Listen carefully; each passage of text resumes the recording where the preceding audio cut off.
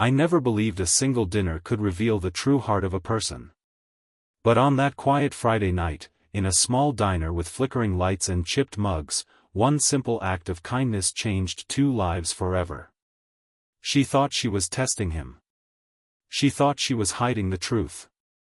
What she didn't know was that the poorest man at the table would see her in a way no one else ever had, and pass a test she never even revealed.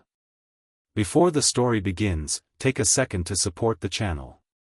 If you enjoy emotional stories that restore faith in humanity, please subscribe, like this video, and share your thoughts in the comments.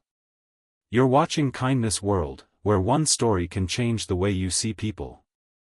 Her name was Claire Reynolds, and on paper, she had everything.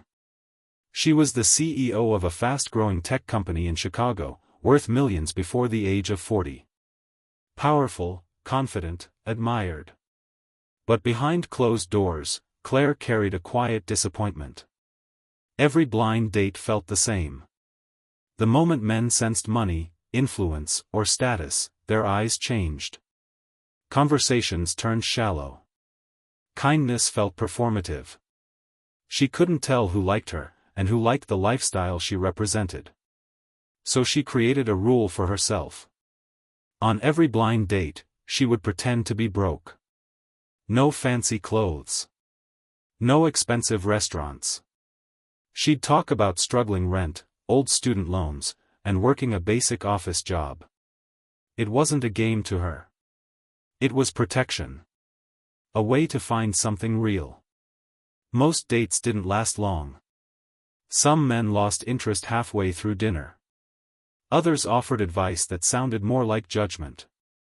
A few vanished after the check arrived. Claire would go home, disappointed but unsurprised. Then came Mark. Mark was a single dad in his mid-30s, working 2 jobs to support his 8-year-old daughter, Lily. His days started before sunrise and ended with bedtime stories and packed lunches for the next morning. He hadn't dated in years, but a coworker insisted he try a blind date. "Just one," she said. "You deserve something good." They met at the same small diner Claire always chose for her tests. When Mark arrived, his jacket was worn, his shoes scuffed, but his smile was genuine. He stood up politely when she walked in and thanked her for meeting him, as if she were doing him a favor. Over coffee, Claire told her usual story. She spoke about barely making rent, about worrying over bills, about feeling stuck in life. She watched his face carefully, waiting for the familiar signs of discomfort or quiet dismissal. But they never came. Instead, Mark listened. Really listened. He didn't interrupt or try to fix her problems. He nodded, asked thoughtful questions, and shared pieces of his own life honestly. He talked about Lily, about how money was always tight, but love never was. He laughed softly when he admitted he sometimes skipped meals so his daughter could have her favorite cereal. When the waitress came to take their order, Claire ordered something simple. Mark did the same. When the check arrived, Claire reached for her purse out of habit. Mark gently stopped her. "I've got it," he said. "I know things are hard. Let me take care of this." Claire hesitated. "We could split it." He smiled. "I don't mind. Kindness doesn't depend on how much you have." Something shifted inside her at that moment.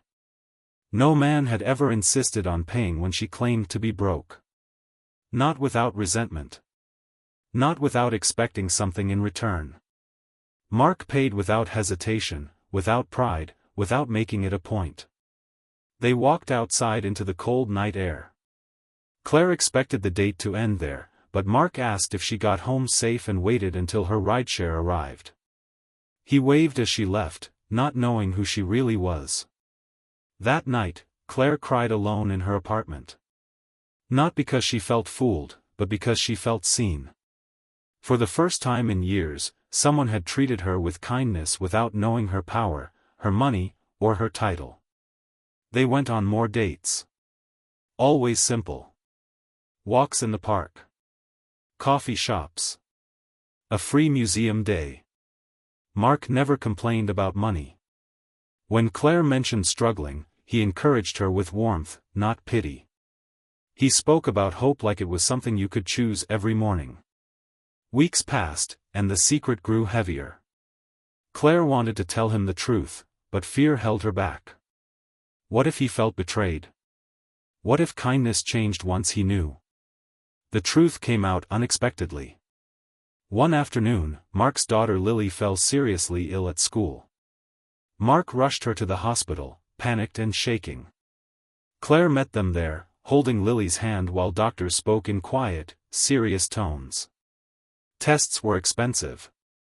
Treatments uncertain. Mark sat in the hallway, head in his hands, whispering that he didn't know how he would pay.